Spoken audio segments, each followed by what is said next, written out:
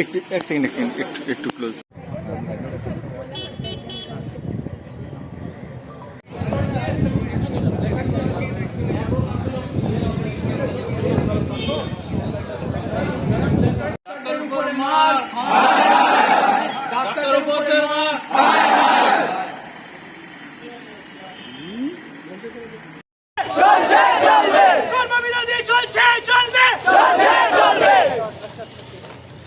Maiti surgery বিভাগে আছে junior resident.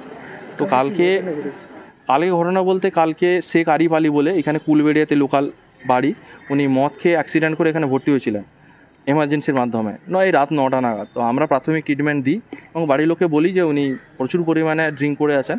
তো তারপরে আমরা মাথার ছবিও করা হয়, মাথার ছবিতে সেরকম কিছু পাওয়া যায়নি। তো তারপরে আমার সাথে ডক্টর শান্তনু আছেন, আমার সাথে উনিও ছিলেন, এবং আমার যিনি মার খেয়েছেন ডক্টর সুদীপ পাল যেনাকে মারা হয়েছে উনিও ছিলেন। তারপরে পেশেন্টটা মাঝখানে কোনো দালাল চক্রের মাধ্যমে যাই হোক, পেশেন্ট ঠিকই ছিল, পেশেন্ট সবই ভালো ছিল, কোনো অসুবিধা ছিল না। বাইরে যাওয়ার পরে কোনো কারণে উনি মারা যান বা কী হন আমরা বুঝতে পারি না। বাইরে মানে হসপিটালের বাইরে নার্সিংহোমের উদ্দেশ্যে ওরা চলে যায়, বলে যে আমরা নার্সিংহোমে নিয়ে চলে যাচ্ছি বাইরে। বলে ওটাকে বলে অ্যাবসকন্ডেড, কোনো লিখিত কিচ্ছু দেয়নি, কিছু না, ওরা নিজেদের পেশেন্টকে নিয়ে নিজেরাই চলে গেছিল উইদাউট পারমিশন, অথরিটির পারমিশন ছাড়াই ওরা বাইরে চলে গেছিলেন। দিয়ে আবার বাইরে গিয়ে বুঝতে পারি যে আমাদের পেশেন্ট মারা গেছে বা কিছু হয়েছে, তখন আবার পেশেন্টটাকে নিয়ে হসপিটালে নিয়ে এসে বলা হয় যে আমাদের পেশেন্টকে ট্রিটমেন্ট দেওয়া হয়নি, অক্সিজেন দেওয়া হয়নি, এইসব ওনারা বারবার অ্যালিগেট করতে থাকে। এবং তার সাথে সম্ভবত যে নার্সিংহোমের যিনি নিয়ে গেছিলেন উনিও ছিলেন নিজের দোষটাকে ঢাকা দেওয়ার জন্যে।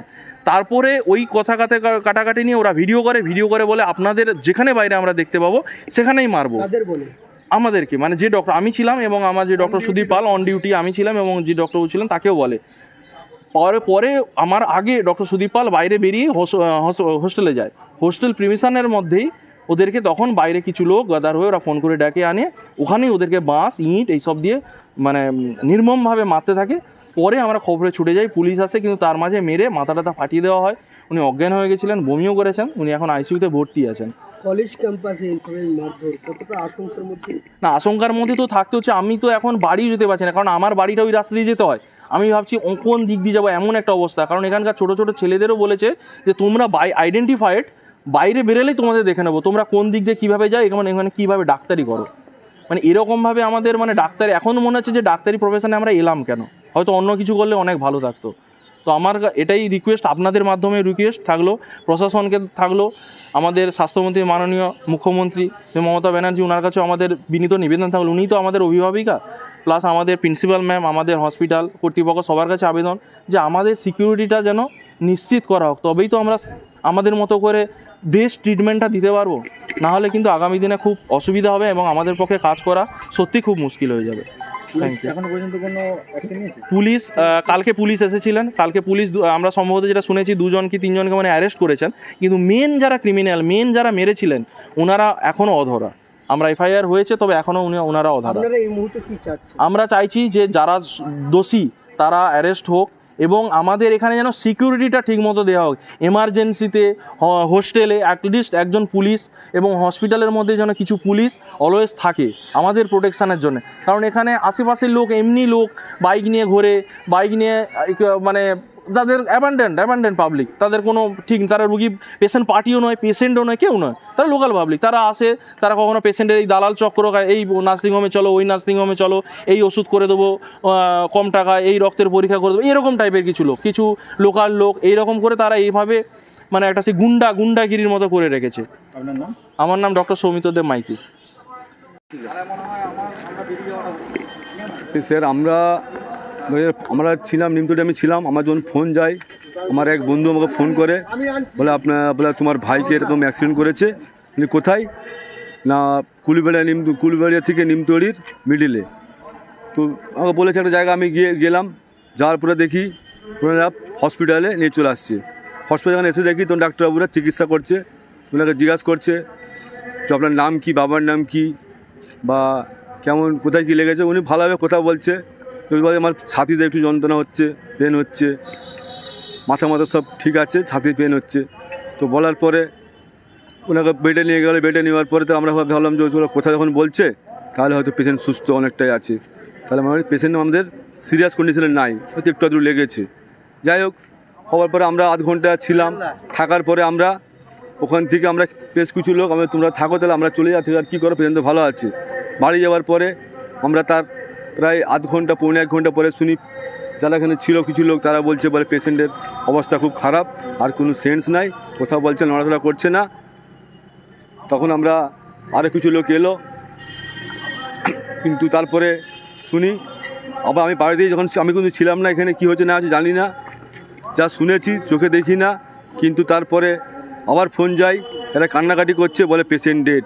তারপরে এরকম হতে আমি যখন অনেক লেট হচ্ছে, আমি এবার ফোন করলাম একজনকে, বলে এখানে খুব খুব গণ্ডগোল ঝামেলা হচ্ছে এখানে। আমি বলি কেন, না এরকম ডাক্তাররা এখনই ভালো ছিল, কী করে এরকম হতে পারে, কোথাও বললে পেশেন্ট ভালো পেশেন্ট কী করে হতে পারে। বুকের পেনে আবার ওনাদের একটা লিখে রিপোর্ট লিখেছিল ছাতির মানে ছবি করার জন্য, ওরা নিচে নিয়ে আসছিলো। নিচে নিয়ে আসার জন্য ওনারা বলছে নিচে নিয়ে যাবেন কেন, বলে আপনারা তো বলছেন সেই যে ছবিটা করতে বলছেন, রিপোর্ট করে দিয়েছেন, সেই জন্য আমি নিয়ে গেছিলাম, আর আপনারা বলছেন পেশেন্টকে এখানে নিচে নিয়ে আইলেন। এই নিয়ে একটা গণ্ডগোল হয়, যা কী হয়েছে না হয়েছে আমি জানি না, কিন্তু ডাক্তারবাবুর সঙ্গে যেটা হয়েছে এটাও খুব দুঃখজনক ব্যাপার। আমি আমার দিক থেকে মানে খুব দুঃখিত, এটাও ঠিক নয় যে একজন ডাক্তারবাবু তিনি ভগবানের সমান, তিনার সঙ্গে যে ব্যাপারটা হয়েছে এটাও ঠিক নয়, এটা আমি সাপোর্ট করি না কোনো মতেই। কিন্তু ডাক্তারবাবু কিছু কিছু ল্যাঙ্গুয়েজ বলেছে বা ব্যাপারগুলো আমি যে ভিডিও দেখেছি, উনি উত্তেজিত, ডাক্তারবাবু খুব উত্তেজিত, উনি নেই কাঁচি নিয়ে মারতে গিয়েছে, উনি চেয়ার থেকে উঠে হাত চালিয়েছে, এর ভিডিও আছে, এটা তো ঠিক নয়।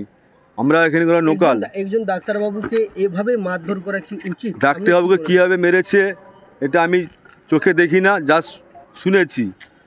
তারপরে আমাদের দিলীপ আমাদের যে অফিসার ছিল একজন, আমাদের সে আমাকে ফোন করলো, আমরা যখন আমাদের কোনো এখানে ঘটনা ঘটলে আমরা পুলিশ প্রশাসন তার পাশে থাকি, সাথ দিই। কোনো অ্যাক্সিডেন্ট হলো, কোনো ঘটনা হলো, আমার সঙ্গে খাস করে আমাকে ফোন করে, উনি আমাকে ফোন করলো, আমি ফোন করছিলাম ওনাকে। আমি বলি স্যার এই যে কী হয়েছে গন্ডগোলটা। যারা এসেছিল তারা কারা, যারা হসপিটালে এসেছিল রাত্রির অন্ধকারে? আমাদের বাড়ির তো স্যার 10-12 জন ছিল, অত লোক ছিল না, কিন্তু পরে শুনলাম 1-150 লোক মেরেছে ওদেরকে। তো 1-150 লোকটা এলো কোথা থেকে? তারা হসপিটালে, তারা অন্য আউট পার্সেন্ট লোক, যেমন বাগচার লোক ধরা পড়েছে। বাগচা কি আমাদের কি ওরা কি আমার সঙ্গে কোনো সম্পর্ক নাই? তাদের সঙ্গে কী হচ্ছে আমি তো ছিলাম না, বাট আমি তো বলতেই পারবো, জাস্ট আমি তো ছিলাম না ওখানে। আর আমার যদি ফিল্ডে আমার যদি ছবি দেখায় আমি ছিলাম, এতে আমার যা শাস্তি দেয় মাথা পেতে মেনে নিতে আমি মেনে নেবো। আপনার কে হয় পেশেন্ট? পেশেন্ট আমার কাকার ছেলে হয়, আমার ভাই হয়, ওনার বাবা 15-20 দিন আগে পক্সে মারা গেছে। আপনার নাম? আমার নাম মুজিব। পেশেন্ট নাম শেখ আরিক, আমার নাম ভালো নাম শেখ মুজিবুল। আমার বাড়ি চকসুরি, আমার যে মারা গেছে তার বাড়ি পাশাপাশি।